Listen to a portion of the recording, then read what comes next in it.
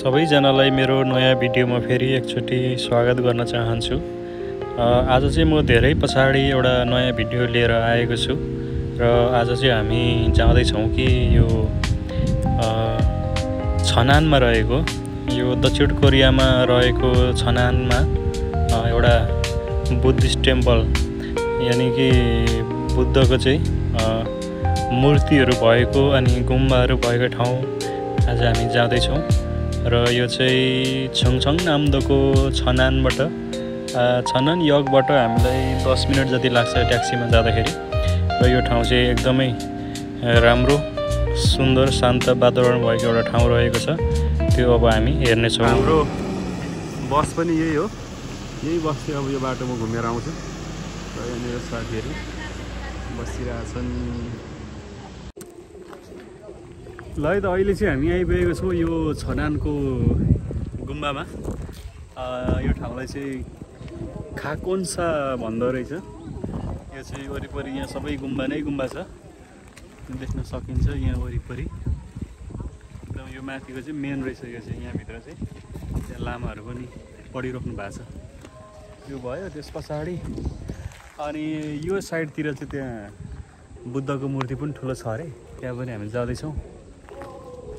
हेरौँ है त यहाँको दृश्यहरू।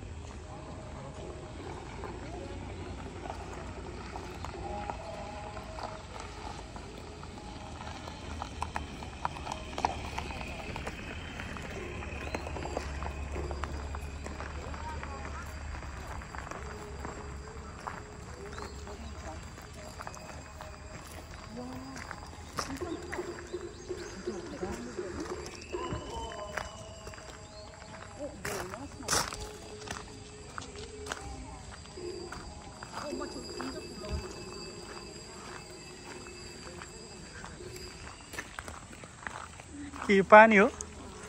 खान मिल्छ? मुख धुन नि मिल्छ कि? मिल्छ। त्यो पानी पुग्छ ए तर पानी मिल्छ।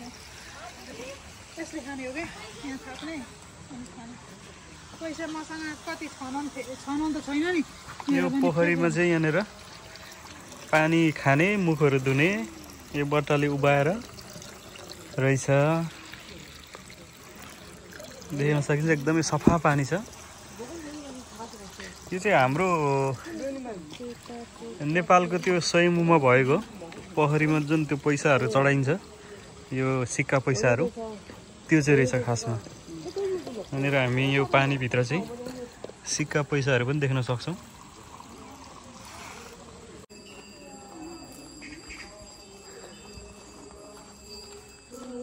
यहाँ भित्र चाहिँ अहिले त्यहाँ लामाहरू पढिराख्नु भएको छ र त्यहाँ हामीले एउटा बुद्धको मूर्ति पनि देख्न सक्छौँ।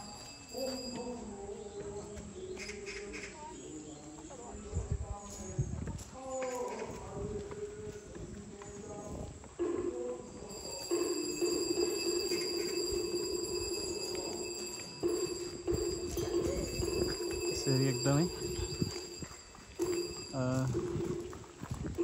सुन्दर शान्त वातावरण चाहिँ हामी यहाँभित्र हुन्छ। गुम्बाको हामी सुन्दर एकदमै शान्त यहाँको वातावरण चाहिँ हामी हेर्न अनि देख्न सक्छौँ।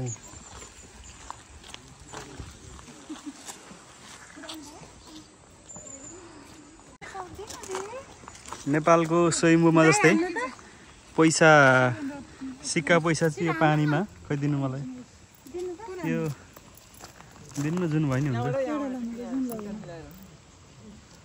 तपाईँ ठुला हान्नु नि तपाईँ सक्नु होला सानो हान्नु त्यो त हल्का छ त पैसा त नि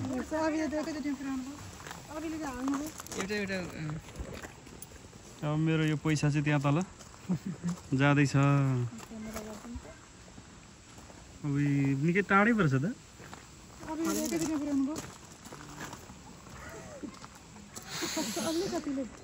हल्का भयो नि त यो पैसा यो त पुगिहाल्यो नि यस भयो भयो त्यो सानो जाँदैन हल्का छ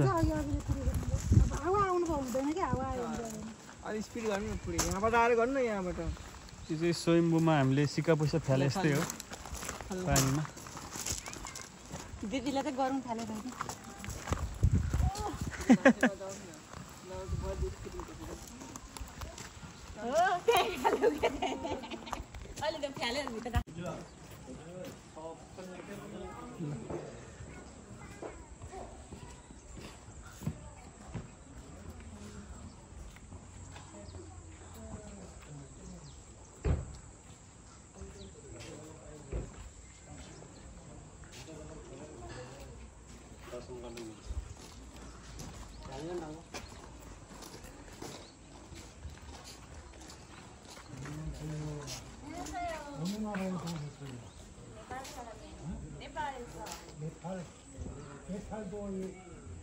हामीले चाहिँ यहाँ भित्र गएर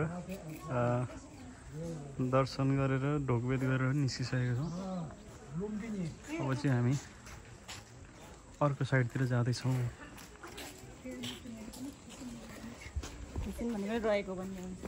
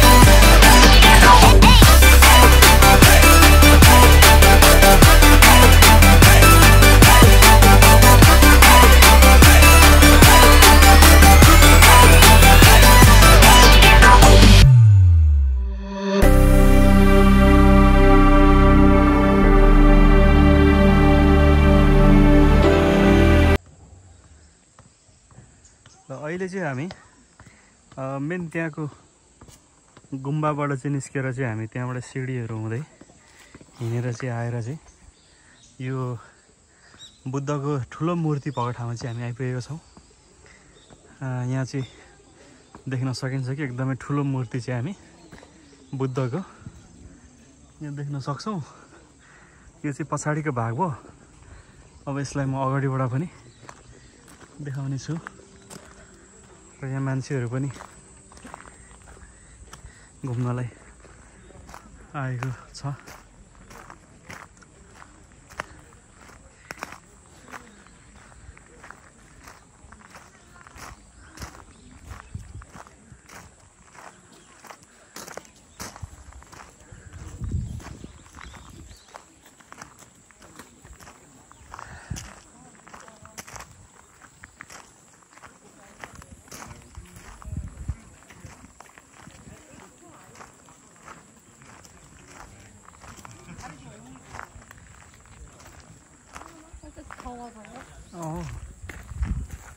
ल देख्न सक्छौँ हामी यहाँ बुद्धको मूर्ति यसरी चाहिँ डाँडाको फेदमा यो जङ्गलभित्र डाँडाको फेदमा चाहिँ एकदमै यो शान्त वातावरणमा चाहिँ हामीले यसरी